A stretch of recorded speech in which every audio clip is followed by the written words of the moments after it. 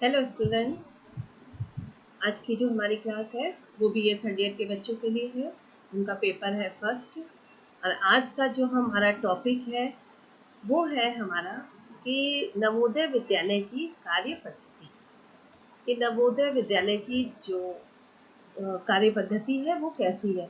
इससे पहले जो हमने आपको अभी इससे पहले जो हमने वीडियो बनाया है उसमें हमने नवोदय विद्यालय के बारे में बताया है कि नवोदय विद्यालय क्या होता है और उसके क्या उद्देश्य है। कि नवोदय विद्यालय को बनाने के लिए या नवोदय विद्यालय की स्थापना के पीछे क्या उद्देश्य है। आज हम पढ़ेंगे कि नवोदय विद्यालय की कार्य पद्धति किस प्रकार से है, कि मतलब किस प्रकार से उसका जो प्रवेश प्रक्रिया है वो कैसे होता है, चयन की परीक्षा कैसे की जाती है, और पात्रता शर्तें क्या है, शिक्षण विधि किस प्रकार की है, वहाँ का पाठ्यक्रम कैसा है। इन सभी चीज़ों के बारे में आज हम लोग जानेंगे। तो चलिए पहले हम लोग देखते हैं कि नवोदय विद्यालय की कार्य पद्धति। उसमें सबसे पहली चीज़ है हमारी कि प्रवेश। नवोदय विद्यालय जो है वो 6 से है, तो जो 5th से पहले इसकी क्लास नवोदय विद्यालय की नहीं है। नवोदय विद्यालय जो है 6 टू इंटर है। तो इसीलिए जो प्रवेश की प्रक्रिया है, जो प्रवेश है वो क्या है कि नवोदय विद्यालयों में प्रवेश जो है वो कक्षा 6 के स्तर पर केंद्रीय माध्यमिक शिक्षा बोर्ड द्वारा अखिल भारतीय स्तर पर आयोजित चयन परीक्षा के माध्यम से किया जाता है। तो जो भी बच्चे जो इस स्कूल में प्रवेश लेना चाहते हैं, नवोदय विद्यालय में जो बच्चे प्रवेश लेते हैं कक्षा 6 पर, तो वो माध्यमिक शिक्षा बोर्ड और द्वारा अखिल भारतीय शिक्षा स्तर पर एक मतलब प्रवेश प्रक्रिया जो होती है या प्रवेश परीक्षा जो होती है वो होती है, और उसी के माध्यम से बच्चों को प्रवेश दिया जाता है। परीक्षा का माध्यम जो है वो 20 भारतीय भाषाओं में से एक होता है। ठीक है। यह परीक्षा बहुविकल्पिक और लिखित दोनों प्रकार की होती है। कि जो भी बच्चे नवोदय विद्यालय में एडमिशन लेना चाहते हैं उन्हें पहले तो जो चयन की परीक्षा होती है, जिसको एंट्रेंस एग्जाम कहते हैं, वो पास करना पड़ता है।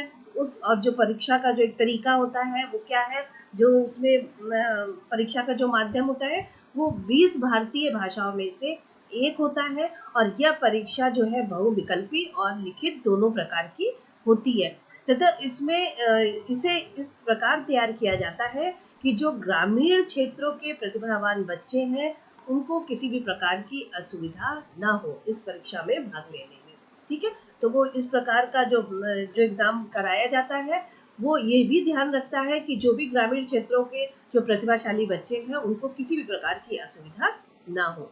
तीसरी चीज की वह सभी बच्चे जिन्होंने उसी जिले के किसी मान्यता प्राप्त विद्यालय से 5वीं कक्षा उत्तीर्ण की हो और जिनकी एज जो है वो 9 से 13 वर्ष के बीच में हो, वो कक्षा 6 में प्रवेश में बैठने के पात्र होते हैं। तो 3 चीज हमारे सामने आई। क्या चीज आई कि जो भी एक तो सबसे पहली चीज कि नवोदय विद्यालय में जो बच्चे एडमिशन लेंगे पहले उन्हें एंट्रेंस एग्जाम देना पड़ेगा। एंट्रेंस एग्जाम में किस तरीके का होगा कि ये 20 भारतीय भाषाओं में से एक होगा।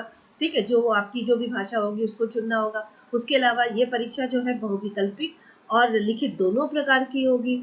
और इसमें इस तरह का ध्यान रखा जाएगा, ये इस प्रकार से तैयार किया जाएगा कि जो प्रतिभाशाली बच्चे हैं, जो ग्रामीण क्षेत्रों के प्रतिभाशाली बच्चे हैं, उनको इस पेपर को करने में किसी प्रकार की असुविधा ना हो।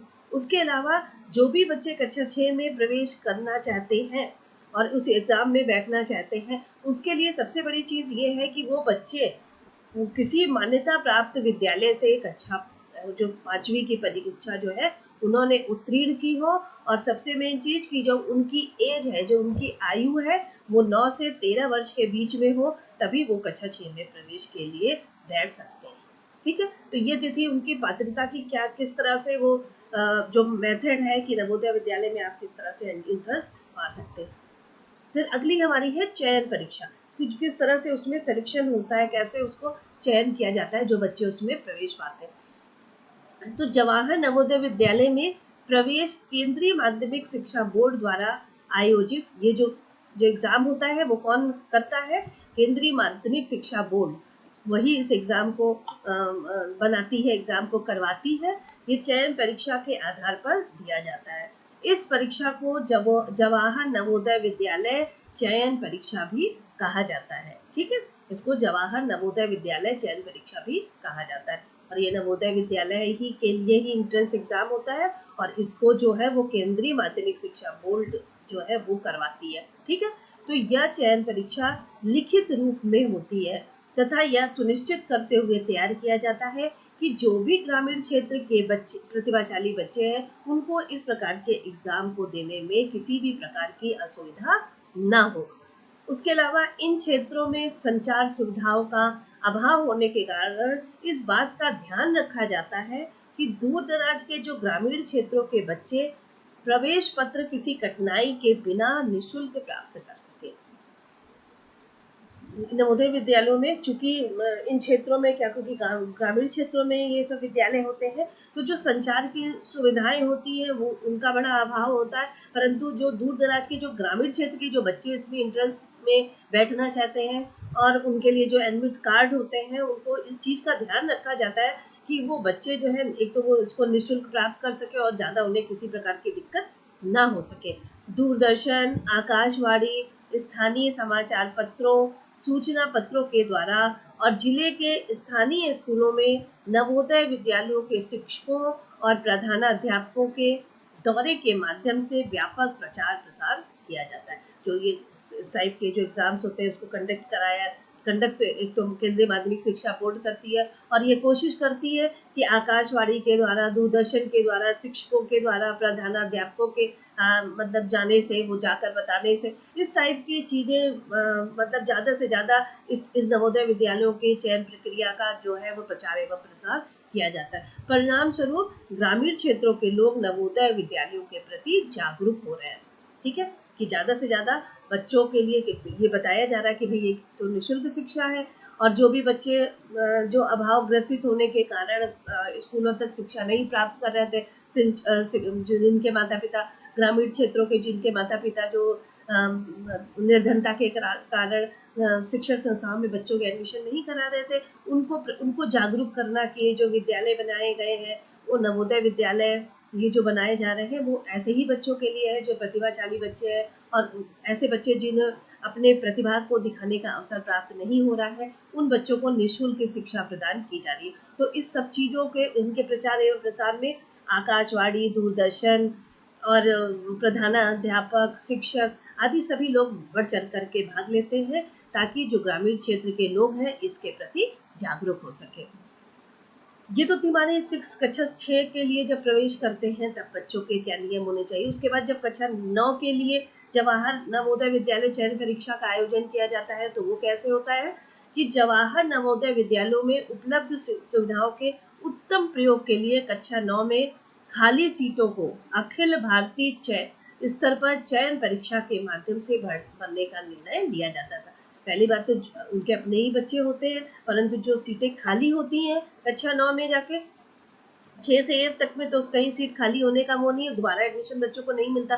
जो 6 में पढ़ते हैं वही 8 तक पढ़ते हैं, लेकिन जब 9th में फिर बच्चों के एडमिशन की एक चयन परीक्षा रखी जाती है तो ये जो चयन परीक्षा है वो अखिल भारतीय स्तर पर रखी जाती है और वो जो खाली सीटें होती हैं उन बच्चों के लिए कि 9th क्लास में जो बच्चे एडमिशन लेना चाहते हैं उनके लिए ये जवाहर नवोदय विद्यालय चयन परीक्षा का आयोजन किया जाता है। और इसके लिए क्या शर्त होती है कि जो भी बच्चे इस चयन परीक्षा में कक्षा 9th में बैठना चाहते हैं तो उनको क्या पात्रता होनी चाहिए तभी वो बैठ सकते हैं। सबसे पहली चीज कि केवल वही उम्मीदवार कक्षा 9 में प्रवेश ले सकते हैं जिसने कक्षा 8 में उसी जिले के सरकारी और गैर सरकारी, जो सरकारी या मान्यता प्राप्त विद्यालय है उसमें अध्ययन किया। जैसे कि जवाहर नवोदय विद्यालय में मान लीजिए आप कोई बच्चा इस जगह से दूसरे स्कूलों में जा रहा है, दूसरे शहर में जा रहा है और वहाँ पे उसका ट्रांसफ़र हो जाता है तो मतलब इसी शर्त पे दिया जाएगा कि आपने कक्षा 8 तक किसी सरकारी सहायता प्राप्त जो मान्यता प्राप्त जो नवोदय विद्यालय है उसी में आपने कक्षा 8 तक अध्ययन किया हो तभी आपको कक्षा 9वीं में एडमिशन दिया जाएगा। उसके अलावा दूसरा जो था वो ये कंडीशन है कि प्रवेश पाने के इच्छुक छात्र की आयु प्रवेश के समय उस समय जो है वो कितने वर्ष की होनी चाहिए, 13 और 16 वर्ष के बीच होनी चाहिए। कक्षा 6 में जो है वो कितने वर्ष की होनी चाहिए, 9 से 13 वर्ष के बीच में होनी चाहिए और 9th में जब प्रवेश लेना चाहिए तो उनको 13 से 16 वर्ष के बीच में होनी चाहिए उनकी एज। और शर्त यह भी है कि अनुसूचित जाति, अनुसूचित जनजाति के उम्मीदवार सहित सभी वर्गों के उम्मीदवारों पर ये लागू होगा, किसी को स्पेशल ट्रीटमेंट नहीं दिया जाएगा। ठीक है, तो ये चीजें थी। अब तो ये तो था हमारा चयन प्रक्रिया की किस तरह से कक्षा 9 में और कक्षा 6 में बच्चों को चयन करके बच्चों को प्रवेश दिया जाता है। अब है कि कैसा वहाँ का करिकुलम होता है, कैसा पाठ्यक्रम होता है। तो केंद्रीय माध्यमिक शिक्षा परिषद द्वारा नवोदय विद्यालयों का पाठ्यक्रम निर्धारित किया गया। जो माध्यमिक शिक्षा परिषद है, उन्होंने ही इसका जो पाठ्यक्रम है वो निर्धारण किया है। और उस पाठ्यक्रम में उन्होंने 4 विषय पढ़ाए जाते हैं: विज्ञान, मानविकी, वाणिज्य और व्यवसाय। ठीक है, ये 4 विषय ही उनको पढ़ाया जाता है। उसके अलावा बच्चों को खेल कूद के अवसर दिए जाते हैं।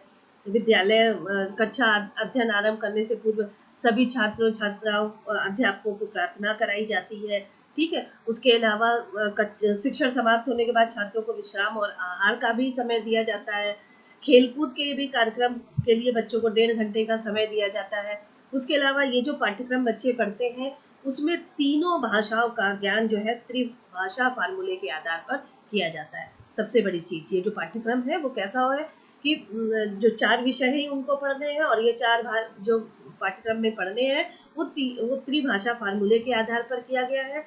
और नियम ये है विद्यालय का कि बच्चों को सुबह उठ करके 5 बजे उठ के योगा और व्यायाम करना है। उसके अलावा बच्चों को और अध्यापकों सबको प्रार्थना करनी है जब शिक्षण समाप्त हो जाए। उसके बाद विश्राम और आहार करना है। खेल कूद के लिए भी 1.5 घंटे का समय दिया जाता है और रचनात्मक शक्तियों का विकास और मौलिक क्षमता का विकास हो, ऐसी पाठ्य सामग्री का भी मिश्रण किया जाता है। अगला हमारा है पाठ्यांतर क्रियाएं। ऐसे बच्चों को भी जो उनकी क्रियाएं हैं जो पाठ्य से संबंधित है वो क्या क्या उनके किस नवोदय विद्यालय का उद्देश्य जो है क्या है कि बालकों का संपूर्ण विकास हो। इसके लिए स्विमिंग पूल, कंप्यूटर प्रशिक्षण, जिम्नास्टिक, अभिरुचि क्लबों, सांस्कृतिक कार्यक्रम, ऑडिटोरियम एवं सामूहिक कार्यों के लिए आधुनिक व्यवस्था की गई है। फिर बालकों में सामाजिक चेतना एवं सांस्कृतिक बोध कराने के लिए सामाजिक सांस्कृतिक कार्यक्रम कराए जाते हैं। उसके अलावा विद्यालय का वातावरण शांत व सुरम्य होता है। छात्रों में क्या होता है, इससे चुस्ती, ईमानदारी और स्पर्धा की झलक साफ प्रतीत होती है। तो ये तो हमारे वहाँ का जो पाठ्यांतर क्रियाएं हैं, जो करिकुलम है, जो बच्चों को कराया जाता है, उसके लिए जो एक्टिविटी कराई जाती है बच्चों को, ताकि एक बच्चे का जो है वो सर्वांगीण विकास हो सके। ठीक है, तो इसके लिए वो पाठ सहगामी क्रियाओं का आयोजन भी ये करते हैं। अगला हमारा शिक्षण पद्धति कि किस प्रकार से बच्चों को शिक्षण पद्धति दी जाती है। तो पहला व्यक्तिगत शिक्षण पद्धति कि बच्चों को खुद ही अपनी समस्याओं का समाधान करने का मौका देना चाहिए। और ऊपर से किसी एक एक जो बच्चों की संख्या कम हो, जिससे जो अध्यापक है वो बच्चे के एक एक व्यक्तिगत रूप से उसकी समस्याओं को समझ सके, उसका समाधान कर सके। तो व्यक्तिगत रूप से छात्र से मिले और उसकी समस्याओं को जाने। दूसरा, बालकों की सक्रियता व स्वानुभव पर बल कि बच्चों को खुद ही अपना अनुभव करना चाहिए। खुद ही बच्चे जो है सक्रिय होकर के अपनी समस्या का समाधान ढूंढे। तो इस उद्देश्य की पूर्ति के लिए समस्या समाधान विधि, प्रोजेक्ट विधि तथा प्रायोगिक विधि का भी प्रयोग किया जाता है। अगली हमारी विधि है कि व्यवहारिक और सृजनात्मक कार्यों पर बल दिया जाता है। इससे क्या है कि जो सृजनात्मकता के गुण उत्पन्न करने के लिए छात्रों को रुचि के अनुसार निर्माण कार्य करने का, जो उन्हें अच्छा लगता है वो कार्य करने का मौका दिया जाता है। उसके अंदर सामाजिकता का गुण उत्पन्न करने के लिए तथा समाज उपयोगी कार्य करने का अवसर प्रदान किया जाता है। तो ये जो है एक शिक्षण विधि है कि बच्चों को एक एक टीचर जो है वो सभी बच्चों के लिए व्यक्तिगत रूप से छात्रों से मिले और उनकी समस्याओं को जाने। सभी बच्चों को अपनी स्वयं की समस्या को हल ढूंढने के लिए प्रेरित करें तथा ताकि उनकी समस्या बच्चे अपनी समस्या का समाधान खुद ही ढूंढे, जैसे समस्या समाधान विधि, प्रोजेक्ट विधि आदि का प्रयोग करें। और उसके अलावा अधिगम व अध्यापन प्रक्रिया जो है वो साथ साथ हो कि अधिगम भी बच्चों को सिखाया भी जाए और जो बच्चों को पढ़ाने का कार्यक्रम है वो भी साथ साथ में हो।